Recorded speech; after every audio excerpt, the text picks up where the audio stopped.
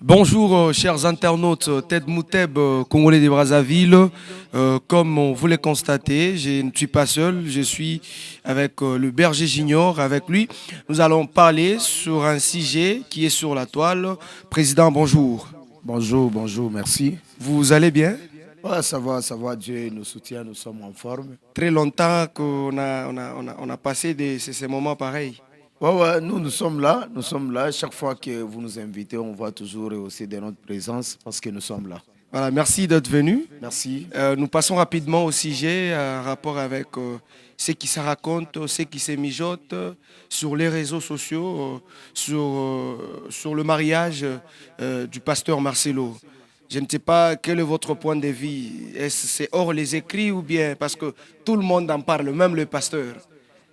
Merci beaucoup pour la question, surtout quand vous avez commencé par me dire que ce qui se passe sur la toile, ce qui se passe sur les réseaux, ce qui se passe avec les internautes, c'est pas un problème. Le problème, c'est que se marier pour le pasteur Marcelo, c'est pas un problème, Ok. parce que la Bible elle-même nous dit, lorsque parmi les deux, il y a quelqu'un qui doit précéder l'autre, l'autre peut aussi se remarier, il n'y a pas de problème.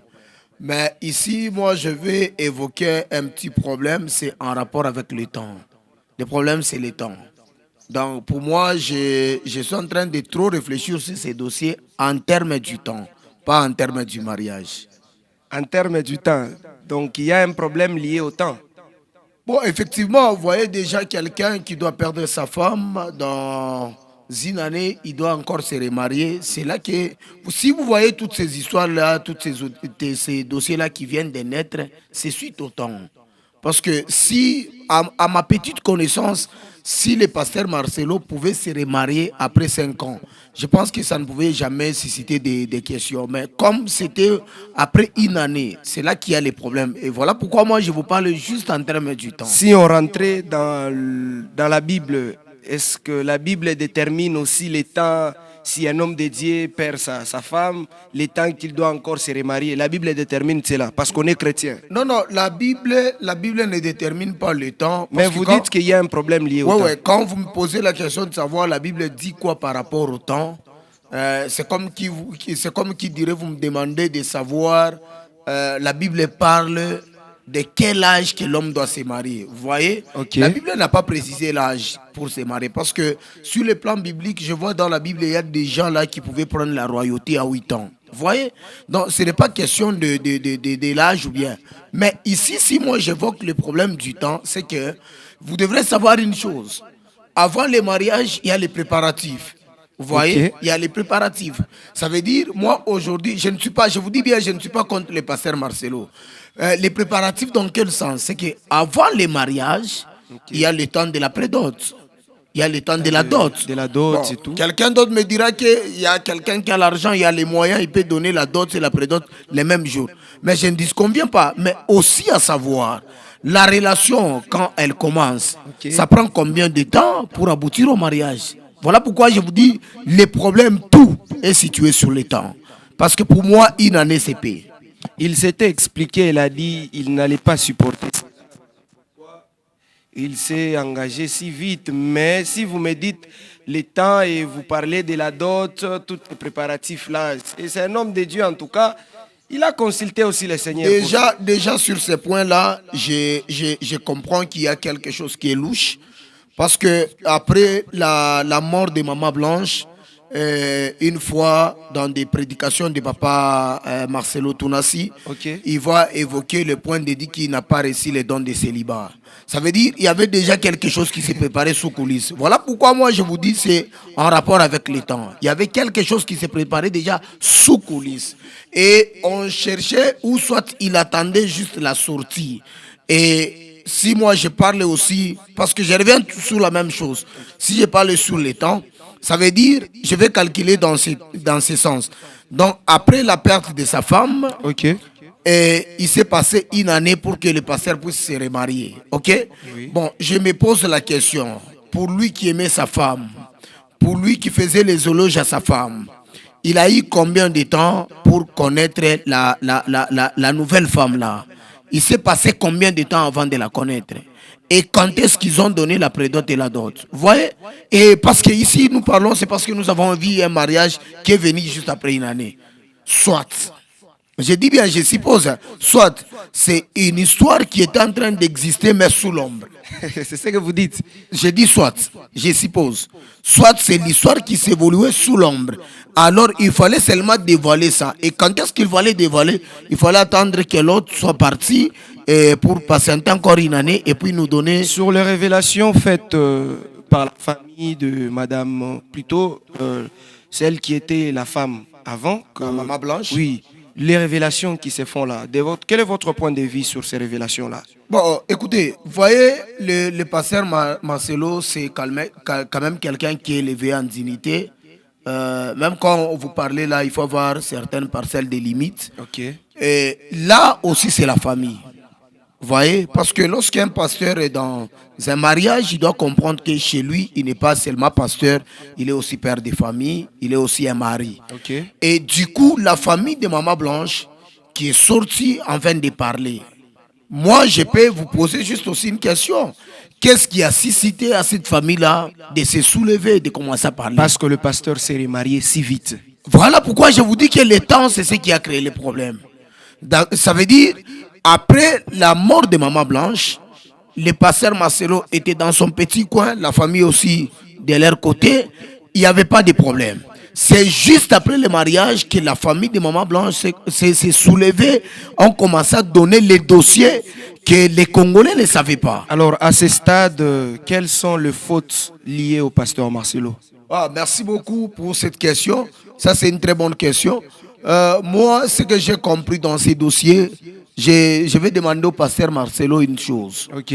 En qualité d'un homme de Dieu, vous voyez, l'église est sacrée, la chair est aussi sacrée. Oui. Donc, quand vous passez du haut de la chair, les gens qui viennent à l'église, ils viennent écouter la parole de Dieu. Donc, ce que moi je peux demander au pasteur Marcelo, c'est que les choses qu'il entend sur les réseaux, s'il peut répondre, ou bien s'il cherche à les répondre, il ne va pas quand même les répondre du haut de la chair. Vous voyez? Parce que la chair, ce n'est pas n'importe quoi. Donc, quand vous êtes à la chair, rassurez-vous que vous voulez nous parler de la part du Seigneur. Pas parler de vos différents. Non, à la il s'est adressé aussi à ses fidèles parce que... Non, écoutez, les fidèles de Papa Marcelo, ils ont des téléphones Android, donc ils sont en train de suivre à la loupe tout ce qui se passe là sur les réseaux. Moi, j'ai aimé quand le pasteur Marcelo a dit les fidèles de son église, ce sont des gens qui lui connaissent. Vous voyez? Ça veut dire, ces gens-là ont la capacité de dire, notre pasteur est comme ça, et comme ça, et comme ça. Ça veut dire, ce ne sont pas les choses qui se passent sur les réseaux sociaux qui doivent changer les fidèles de Papa Marcelo. Combien d'années qu'il est pasteur dans cette église? Vous voyez?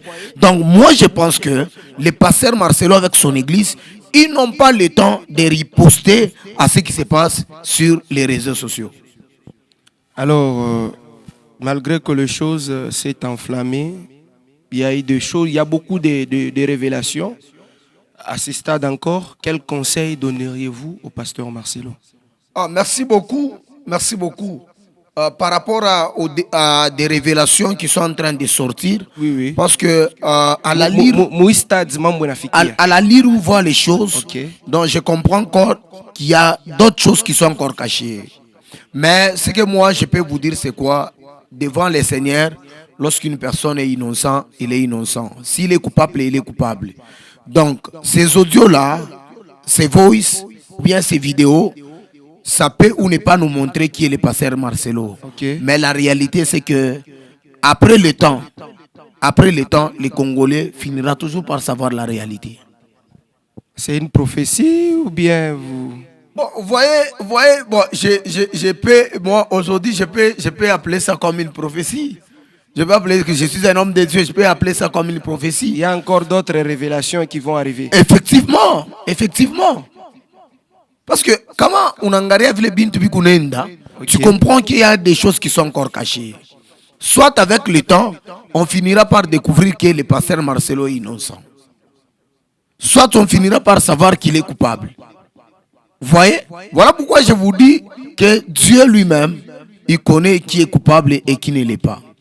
Un conseil, nous sommes en train de citer un conseil pour tout ministre, tout celui qui s'appelle ministre, en rapport avec le problème qui est arrivé, qui n'a pas pasteur Marcelo Tunasi, pour ministre abatukuna abobana bakia.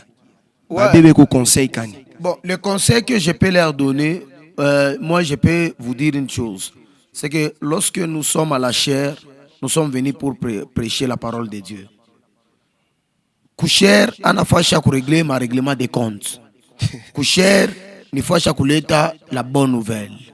Alors, moi je vais conseiller au ministre de Dieu de commencer à chercher à savoir, lorsqu'il y a un problème, on cherche aussi l'ainsi dit l'Éternel, la volonté de Dieu. Parce que dans tout ce qui se passe là, sur les dossiers de Papa Marcelo, il y a aussi la volonté de Dieu quelque part. Et cette volonté-là, c'est l'unique chose que les Congolais sont en train de faire abstraction. Et avec le temps, voilà pourquoi je vous dis qu'avec le temps, ça va sortir.